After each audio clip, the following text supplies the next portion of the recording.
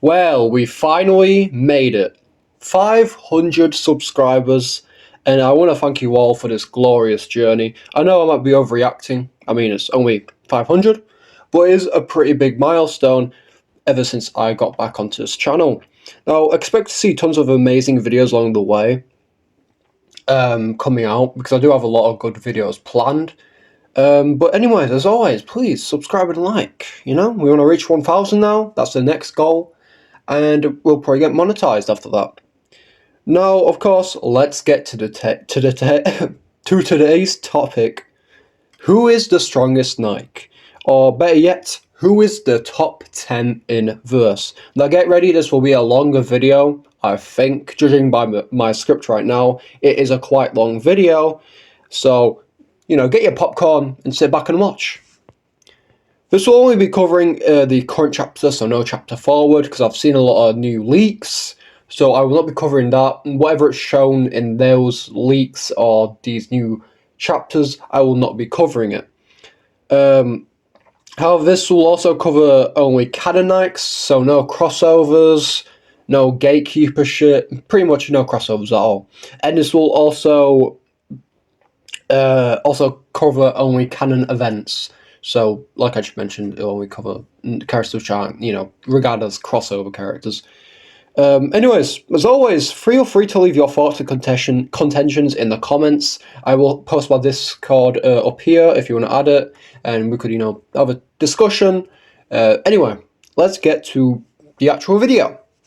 So let's start with our number 10, and the most royal and respectful number 10 ever, and I mean that in a metaphorical term, crown, or should I say full-powered crown. I won't actually pronounce the second form's actual name because it's a bit weird, but I'll flash it up here since you know what I mean. Now you're probably wondering, why is she so low? Her ability in verse is very, very strong, so why is she number 10? The issue is her ability only works on raptures and what's it called? The corrupted Nikkes. It works on corrupted Nikkes and raptures who are very, very weak. So you won't see it work on Chatterbox, Nihilista, and all that. It only worked on Indivilia because, let's just be honest, Indivilia ain't that strong, realistically. Originally, Indivilia was in this list, but then as I looked up other characters and looked at their feats, they all outweighed her feats, so I moved her way more down.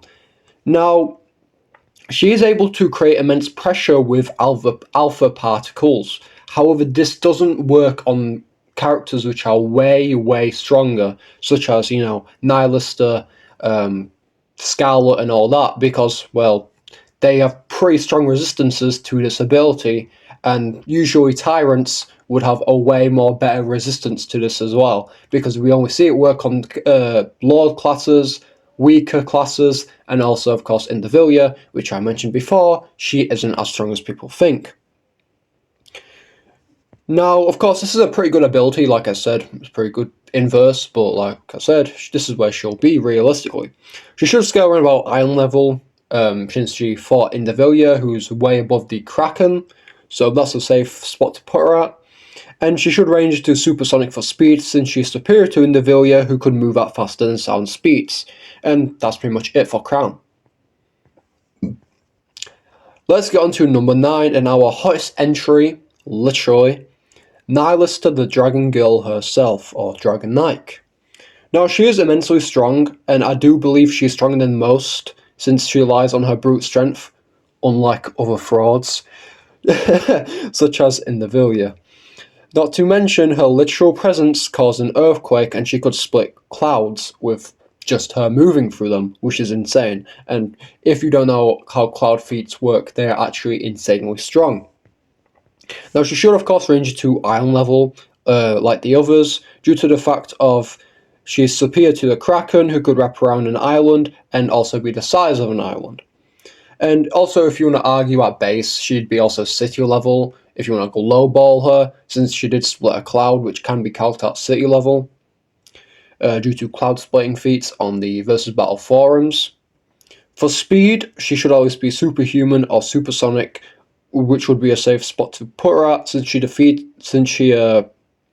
since for Individually to even defeat her, Niall start to be a lot more weakened, basically crippled, for Individually to even, defeat her. Because you know how Raptures these days are. They're like backstabbing each other. Technically, Individual is a Rapture. I don't actually remember what you call Knights who basically are servants of the Queen. I just call them corrupted, I guess.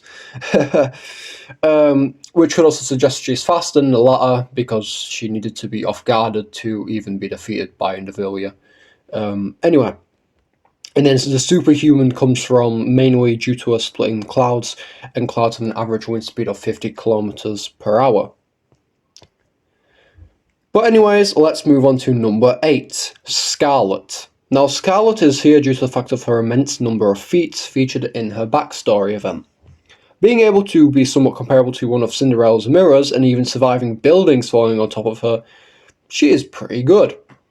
But her most prominent feat is going toe-to-toe with Individual. This is in her much weaker form. She isn't in her prime anymore, she's a lot more older. And she went toe-to-toe with Individual, who reached supersonic speeds, and she was actually winning before, of course, Chatterbox intervened, and, he transformed into his dragon form. Which is insanity, plus her swordsmanship is unlike anything we've seen in the verse, which would, of course, put her way more higher, since she's more skilled into melee combat. She should, of course, range into comparable strength of the Kraken, like the others, so Iron level. For speed, she should range to supersonic due to the fact of her keeping up with Individual. Anyway, our next placement might be surprising to some, but at number 7 we have Snow White. But hey, isn't Snow White the cheerleader of the group? Well, that's how she used to be. Her current feats now are way more strong than what she did in the past.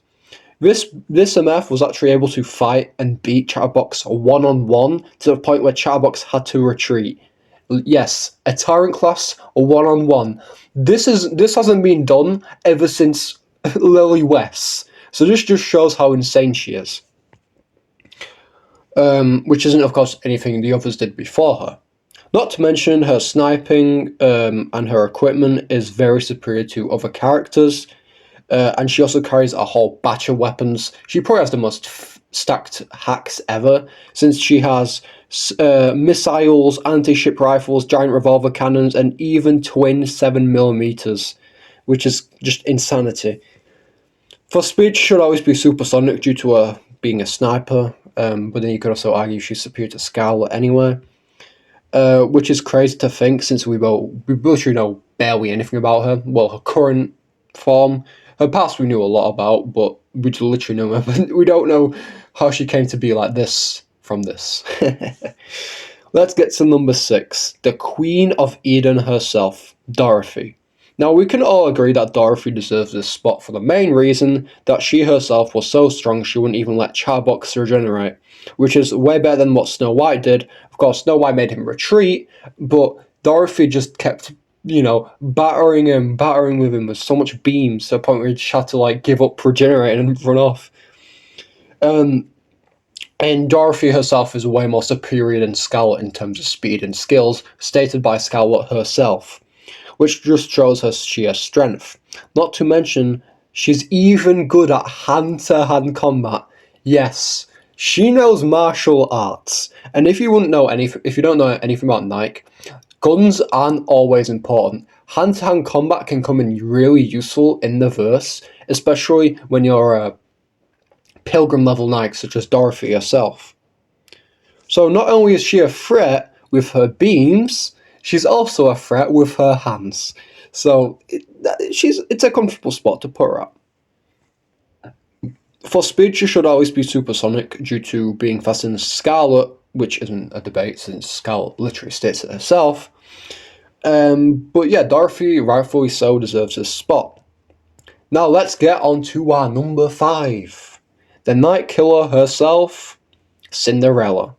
Now, she has a lot of W's. I think she has more W's than any Nikke in the game, in the verse than anyone else. This MF was able to beat her own squad, a squad which is verbatim stated to be superior to the OG Goddess squad. Yes, she did it one by one She's come out one by one by herself with no support. Of course, she also beat the OG squad, which just proves that these new models are way more stronger than the OG squad. Of course, Red Hood wasn't there, so she couldn't really fight Red Hood at that moment. But of course, Red Hood comes back in the fight, and she of course gets beat, which isn't really a L, to be honest, since Red Hood herself is really strong to begin with, which we'll get onto later. Now, of course, she should range into Iron level, since she's way more strong than the Kraken from her feats.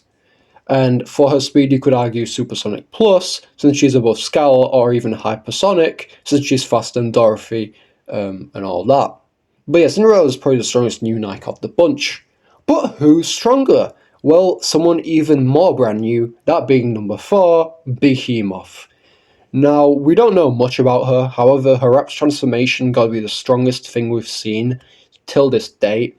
She was able to topple buildings, even mountains. Not only that, she even beat both Grave and Cinderella in one chapter.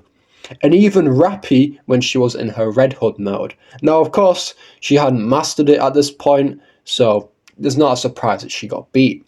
Of course, you could even range her into mountain level baseline, since her Rap's transformation basically toppled entire mountains.